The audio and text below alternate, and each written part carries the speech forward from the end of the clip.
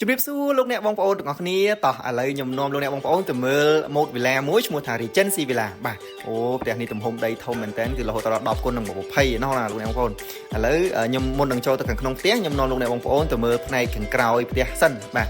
ឥឡូវនេះយើងមកមើលផ្លូវដើរទៅផ្នែកខាងក្រោយគឺមានទទឹងរហូតដល់7 ម៉ែត្រឯណោះបាទគឺដើរធំទលាយបាទអត់ទេទេបាទហើយផ្នែកខាងក្រោយក៏យើងមានដីសល់ធំទលាយមែនតើបាទលោកអ្នកបងប្អូនអាច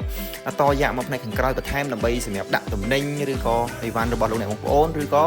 លោកអ្នកបងប្អូនអាចរៀបចំជាកន្លែងអង្គុយលេងនៅខាងផ្នែកខាងក្រោយផ្ទះក៏បានដែរបាទហើយនៅចំហៀងផ្ទះនេះវិញគឺយើងមានសល់ដីធំទលាយមែនតើបាទលោកអ្នកបងប្អូនអាចដាំដើមឈើបន្ថែមដើម្បីជាម្លប់ឬក៏អាចរៀបចំជាសួនច្បារឬក៏ជាសួនបន្លែបាទអាចទៅតាមចំណង់ចំណូលចិត្តទៅតាមចំណង់ចំណូលចិត្តរបស់លោកអ្នកបងប្អូនណាបាទហើយទៅខាងមុខបាទគឺយើងមានការរៀបចំដើមឈើជូនលោកអ្នកបងប្អូនហើយបាទគឺផ្នែកចំហៀងផ្ទះនេះគឺសល់ដីធំមែនតើដោយសារតែជាប្រភេទផ្ទះកែងលោកអ្នកបងប្អូនបាទឥឡូវទៅមើលជាមួយខ្ញុំបាទអញ្ចឹងដីចំហៀងផ្ទះនេះគឺធំទលាយដោយសារតែជាប្រភេទផ្ទះកែងបាទហើយខាងមុខផ្ទះនេះគឺយើងមានសល់ដីធំទលាយមែនតើបាទអញ្ចឹងលោកអ្នកបងប្អូនអាចរៀបចំជាសួនច្បារកន្លែងអង្គុយលេងបាទឬក៏អាចដាក់កញ្ចុះមួយក៏បានដែរបាទហើយនេះគឺយើងមានការផ្ដល់ជូនដើមឈើមួយដើមផងដែរបាទសម្រាប់ផ្ទះនេះគឺយើងមានវេរ៉ង់ដានៅបន្ទប់ Master Bedroom បាទទីទៀតខ្ញុំនឹងឡើងបង្ហាញជូនលោកអ្នកបងប្អូនបាទឥឡូវចូលទៅខាងក្នុងជាមួយខ្ញុំបាទទាំងអស់គ្នាបាទយើងចូលមកតាមផ្លូវនេះគឺយើងមានទ្វារកញ្ចក់មួយបាទបើកតិចមកបាទបងប្អូនអាចចូលទៅខាងក្នុងបាទគឺធំទលាយមែនតើ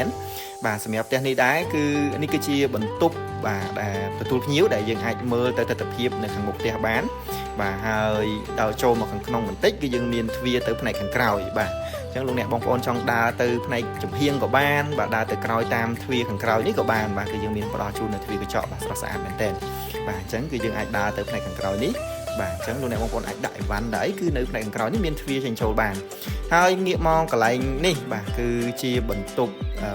ផ្ទះបាយដែលមាន storage មួយបាទគឺលោកអ្នកបងប្អូនមានទំនិញមានអីវ៉ាន់អីយើងអត់ចង់ចង្អៀតផ្ទះគឺយើងអាចដាក់នៅក្នុងបន្ទប់នេះបានបាទកលេចមកបន្តិចទៀតនេះគឺយើងមានបន្ទប់ទឹកមួយបាទនៅជាន់តដីដែលសម្រាប់លោកអ្នកបងប្អូនមានភ្ញៀវគាត់អញ្ជើញមកលេងអីគឺយើងអាចប្រើប្រាស់បន្ទប់ទឹកមួយនេះបានបាទសម្រាប់ផ្ទះបាយនេះធំទូលាយមែនតើលោកអ្នកបងប្អូនគឺយើងផ្ដល់ជូននៅទូឈុតចង្ក្រានលើក្រោមផងដែរ